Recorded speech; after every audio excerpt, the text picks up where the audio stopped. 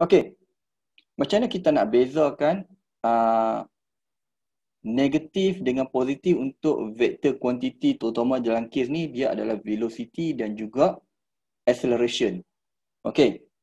Kalau kita belajar sebelum ni linear, kita cakap kalau ke kanan, kalau kamu punya starting point kat sini, starting point ataupun starting yang kita tulis starting point, kita start kat sini. Bila kita gerak ke kanan, maksudnya the first direction, our first direction, biasanya dalam buku kita akan cakap belah kanan lah. Kita akan declare dia positif. Dan kalau kita bergerak ke kiri, ni V positif lah. Bila kita bergerak ke kiri, kita akan declare negatif. Betul tak? Yang tu kamu ingat, betul tak? Maksudnya kalau dia pergi ke kanan, dia pergi ke kiri, dia akan jadi negatif. Benda ni berlaku untuk A juga. Okay? Jadi, bila kamu assume, siapa yang assume negatif tu maksudnya assume negatif, maksudnya kamu sentiasa assume yang ke bawah. Maksudnya bila masuk cerita bernegak, kamu akan cakap yang belah atas positif. Kalau sini start kamu. Kamu punya start kat sini. Kamu akan cakap atas itu adalah positif. V. Dengan A sekali. Lepas tu bila ke bawah, kamu akan declare negatif. Sebenarnya isu dia adalah, ini kalau kamu ada babak yang pertama ni, baru kamu letak negatif. Okay, ingat. First direction adalah positif.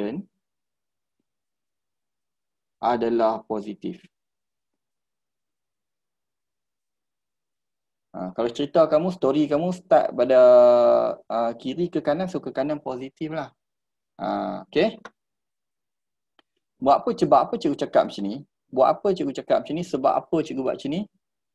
Sebab kita nak tengok first case kita. Okay, jom kita tengok first case kita. First case kita adalah case one direction. Okay, one direction.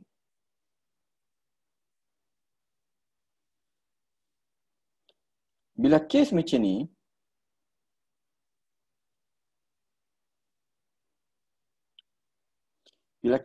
ni, cikgu suka tak pakai negatif.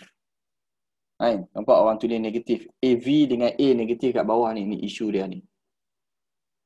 Okey, kalau kita tengok kisah ni, ada satu apple, dia jatuh ke bawah. So story dia punya episod dia daripada atas habis jatuh kat bawah. Cerita dia macam tu saja. Jadi dia ada one direction. Kita boleh declare ke bawah ini adalah positif. Kalau apple tu patah balik, baru kita letak negatif. Ini kalau one direction. Kalau one direction jangan jadi isu. Okay? Tulis note kat kamu, kalau case tu case one direction, jangan jadi isu negatif ni. Maksudnya semua boleh pakai positif. Faham ? Kalau dia one direction punya case, boleh pakai positif semua. Jadi A pun kalau case ni, A kamu boleh letak negatif. 9.81. Jadi negatif tak jadi isu. Jadi contohlah tinggi dia 3 meter. Bila dia jatuh kat bawah, cikgu tanya berapa dia punya velocity just before it hit the ground. Mestilah dia jatuh daripada pokok tu, dia jatuh. Bila jatuh, kita boleh cakap dia di bawah ataupun hanya di bawah pengaruh pecutan graviti. Sebab tu kes ni tak semua kes boleh. Dia kes yang terlepas ya, yang drop, yang kamu drop. Kes tu sahaja yang boleh pakai pecutan 9.81. Boleh faham yang tu Okey, jadi kalau dia bagi 3 meter, jadi bila dia drop, U sama dengan kosong. Bila dia drop, U sama dengan kosong. Jadi U sama dengan kosong, dia tanya V. Jadi A ni kena faham-faham sendiri. Kamu kena faham-faham. Nampak macam tak cukup maklumat. Ingat tak cikgu cakap linear equation kena 3 maklumat. Betul tak? Dia bagi V, dia bagi H, dia bagi U, dia bagi A. A ni kita tukar jadi G. Yang H dia asalnya daripada S. So nak pakai formula mana yang tak terlibat time? So kita cari equation yang tidak melibatkan time. Kalau kita tengok equation tu yang tak libatkan time adalah V square equal to U square plus 2A jadi G, S dia jadi H. Modified dekat S jadi gah. AS jadi GH. Okey, masuklah kamu V kuasa 2 tambah dengan U kosong kuasa 2 tambah 2, 9.81. H dia akan jadi 3 meter. Boleh tak siapa yang declare negatif ni, kita pakai positif, boleh tak? Harif, Daniel, Takif, Anas, siapa lagi yang pakai negatif? Kat sekolah dia ajar turun bawah mesti pakai negatif. Cikgu takut ada mazhab beza-beza ni, takut juga mazhab beza-beza cikgu. Okey, 2 darab 9.81 darab 3 jadi 6, 6 darab 9.81 berapa? 58.86. 58.86. Tapi belum square lagi, itu tak? Kena square sebab dia V. 7.67, cantik. Meter second minus 1. 7.67 meter second minus 1. Dia punya velocity sebelum dia kena langgar dek tanah. Boleh faham kat situ? So negatif jangan jadi isu sangat. Okay, cikgu pakai time. Okay, bila dah dapat jadi time taken. Siapa pakai negatif dia akan dapat negatif jugalah, tapi tak jadi isu yang tu. So bila dah dapat situ time taken, kamu nak pakai mana? Mana-mana boleh pakai. Kalau pakai 7.67 tolak kosong bahagi dengan 9.81. Okey, dapat tak T? Kamu dah ada V, H, U, A, V. V baru dapat tadi 7.67. Dia tanya time pula. Siapa boleh bagi? Pilih formula yang sesuai. Pilih. 0.78. Dapat tak yang lain? 0.78. Kita dah dapat ni 767. Siapa pakai negatif, jawapan dia kena negatif juga. Siapa pakai negatif, dia akan follow. Siapa pakai positif, dia akan dapat positif juga. Okey, time taken akan dapat 0.78. Kalau nak lebih tepat, dia akan jadi 2 second. Okey, ini dalam bahasa Melayu sikit. Seorang pelajar hendak mengganggarkan ketinggian sebuah tebing tinggi dengan menjatuhkan sebiji batu dari bahagian atas tebing tu. So dia jumpa dia ada satu cliff, dia ada tebing tu tinggi. Okey, dia ada tebing tu tinggi. Lepas tu dia ambil batu.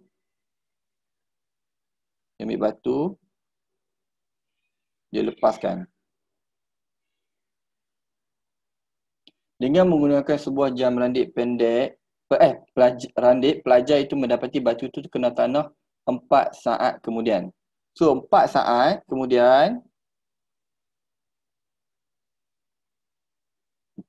kemudian dia batu tu jatuh. 4 second. Berapakah tinggi tebing itu? Yang tu je maklumat dia bagi. 4 second tu je maklumat dia bagi. Kalau ingat dulu linear equation, cikgu kena ada 3 baru boleh cari yang keempat. Tapi itulah. Ada yang terhidden kat situ. Apakah kuantiti yang kena faham-faham? Yang kena faham-faham. Yang kena faham sendiri, maksudnya kamu tahulah dalam kes ni. Yang pertama adalah acceleration kamu, ialah G. Iaitu 9.81. Yang kedua apa dia? Yang kedua adalah U sama dengan kosong. 2 benda. Masuk dengan time, baru cukup 3. 3 baru boleh kira. 3 baru boleh kira. Betul tak? Okay? So, Ni kalau boleh sebelum cikgu beritahu A dengan U tu kamu dah dapat dah. Lepas tu pilih yang sesuai. Yang tak terlibat apa? For value yang tak terlibat adalah V. Jangan pilih V. Jadi kalau cikgu tengok, cikgu akan guna formula. Yang tak ada V, cikgu guna formula dia. S sama dengan UT plus 1/2 AT square.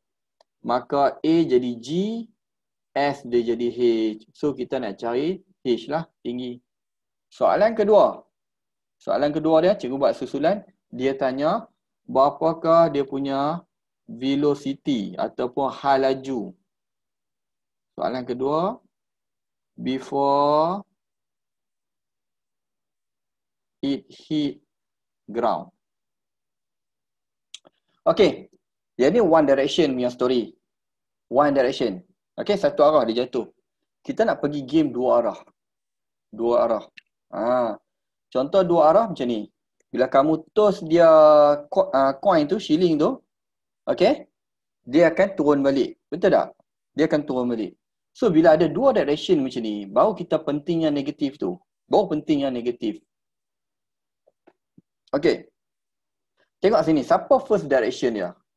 First direction dia adalah naik atas. Ini starting point dia. Okay, ini starting. Dia start kat sini. Dan dia naik atas. Jadi bila naik atas, case positifnya direction adalah atas. Jadi yang turun akan negatif. Yang turun adalah negatif. Okay? Okay, jadi apa yang kita boleh buat adalah kita biasanya kita tengok dua babak lah. Dia naik, dia turun. So, satu babak dia naik atas. Ini babak yang pertama. Yang ini babak yang kedua. Okay, boleh ya? Perjalanan dia lebih kurang macam tu.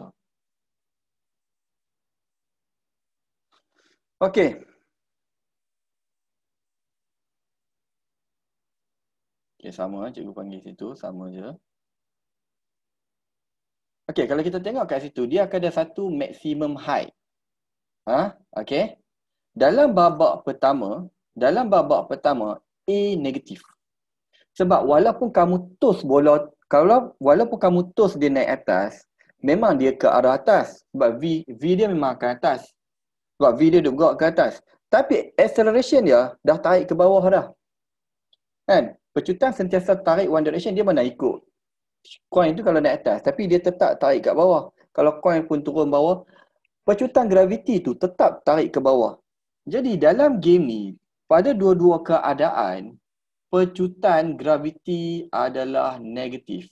Itu statement yang cikgu nak kamu clear. A kena dua-dua negatif. Sebab A sentiasa tarik ke bawah. Tak kisah babak pertama ataupun babak kedua. A negatif. Tapi V positif sebab dia duduk bergerak ke atas. V tu dia ikut dia punya gerak arah dia. Movement dia. Dia move belah atas. Tapi bila babak kedua, dua-dua turun. Okay? Duit shilling mula turun. V pun kena negatif lah. V pun kena negatif. Pecutan memang negatif dah. Bila pecutan negatif, benda ni akan slowing down. Dia seolah-olah dia dalam keadaan tengah break sebenarnya keadaan ni. Seolah-olah tengah break. Dia tengah tekan break. Yelah, dia ada speed tapi makin lama makin slow. Dia akan ada satu moment dia akan senyap. Iaitu dekat moment dia panggil maximum velocity height. Dia turning point dia nak turun balik. Boleh faham situ Boleh faham situ. Jadi soalan dia akan tanya macam mana? Isu dia. Dia kata let's say cikgu ambil coin tu, cikgu toss dengan 4 meter second minus 1. Maksudnya V tu dia adalah positif. Okay, V adalah positif. Dia akan tanya kamu maximum height. Kalau kamu toss, kamu petik coin tu dengan 4 meter second minus 1, berapa maximum height dia boleh pergi? Maksudnya dia akan naik, satu moment dia akan turun balik. Dekat maximum height, satu lagi moment yang kamu kena tahu dekat maximum height. Dia seolah-olah berhenti seketika. Jadi V sama dengan kosong. Betul tak? Dia macam dia turun balik. Dia senyap sihat. Jadi waktu dia at maximum height tu, velocity kosong. Catik yang tu. Catik dekat maximum height, velocity akan jadi kosong. Jadi kamu ada maklumat dia sebenarnya dah cukup dah. Kamu ada A negatif 9.81. Kamu ada V kosong. Sebab apa? Dekat maximum height. Okey, lepas tu carilah height. Ataupun cari S lah kalau tak nak tukar U dengan S tadi. Cikgu kira cikgu dapat 0.81 0.813 cikgu dapat. Guna formula apa? Okey, apa yang tak terlibat? Kuantiti apa yang tak terlibat? Kuantiti T. So, cari formula yang tak ada masa. Formula yang tak ada masa adalah V square equal to U square plus 2AS. Jadi GH lah. GH. Formula ni kita pakai. Kamu punya V kosong dah jadi kosong. U kamu 4 positif tambah dengan 2 G negatif 9.81 H. Masa yang dia ambil untuk sampai maximum height. Masa pula. Time taken untuk dia sampai dekat maximum height. To reach maximum height. Apakah time masa yang dia ambil untuk dia sampai maximum height tadi? Pakai formula V sama dengan U plus AT. Dapatlah dia punya time adalah 0.41 dia panjang tu 0.4077 kan? 0.408. Nah, round off pun boleh 0.41 saat. Kalau dia cakap, kalau soalan dia tanya pula, masa untuk dia sampai balik kat same level, starting point balik. Kalau dia sampai ke starting point balik, maksudnya dia pergi, dia sampai balik kat situ. Berapa masa dia ambil? Berapa pula masa dia ambil? Kan mestilah kita toast tu mesti sampai balik kat point asal dia tu kan. Berapa masa dia ambil? Jawapannya hanyalah darab 2. Kamu hanya boleh darab 2 sebab dia akan melalui jarak yang sama. Darab 2 je. Maka dia akan jadi 0.82 second. Okey, boleh dapat Kalau dia tanya dia sampai balik, maksudnya kamu kena darab 2.